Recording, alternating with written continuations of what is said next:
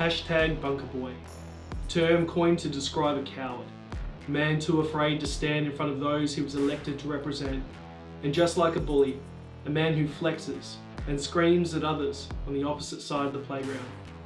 But as soon as his victims start walking over, Donald Trump, like the schoolyard bully, both turn tail, bunker down and hide, like a pathetic loser, like a little bunker bitch.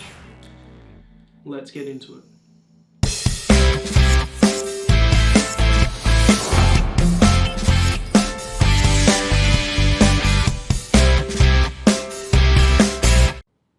Too often when speaking with Trump supporters, either online or here in Australia, his strength is cited as a reason for their support. So I thought we should examine this theory and what it is that his supporters find so strong about Bunker Boy.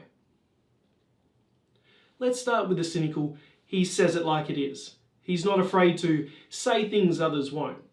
I'll grant you the second part of that statement. He sure does say things that others won't. Like when he lied about the unemployment numbers during his campaign and then took credit for those numbers in his first press conference as president. Like when he lied about the murder rate, or when he lied about building a wall to keep out herds of invisible rapists and murderers at the expense of Mexico. When he lied about voter fraud, established a committee to look into it, and then quietly dispersed it when his supporters stopped looking. Are you starting to see a theme here? He's not telling you things as they are. He's telling you things as he and presumably his supporters would like them to be. Not because he's strong, but because he can't function without an enemy. Because facts scare him. Because he and his supporters always need to be aggrieved. They need to be the persecuted. Because that imagined oppression is what he uses to fuel his conspiracies, his hatred, his policies.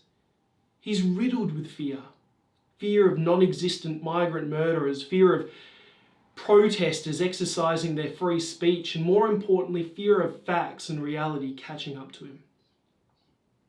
For more on this, let's get into a section we call the catch-up.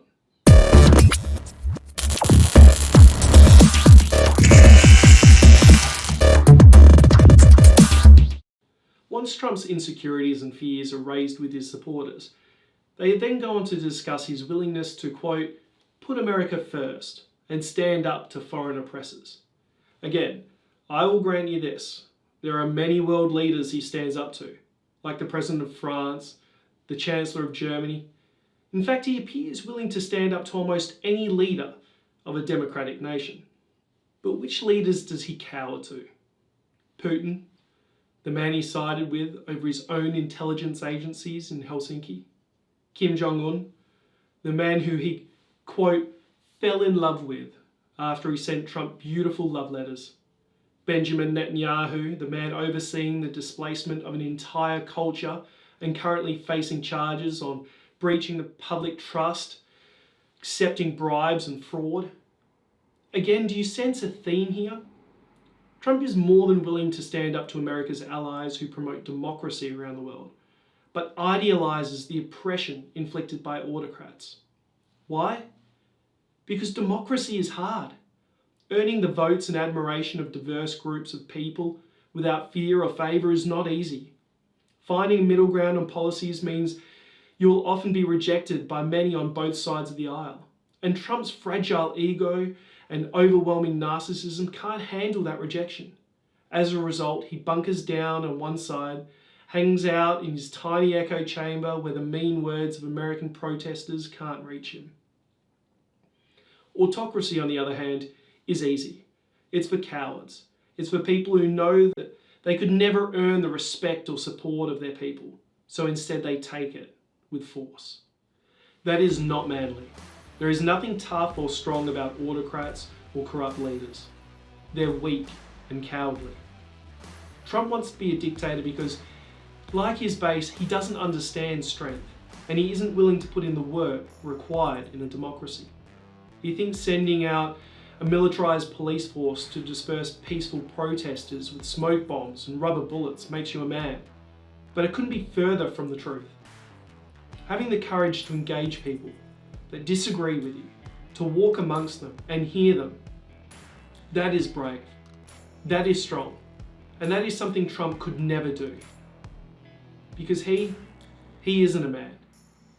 He is nothing more than a little bunker bitch.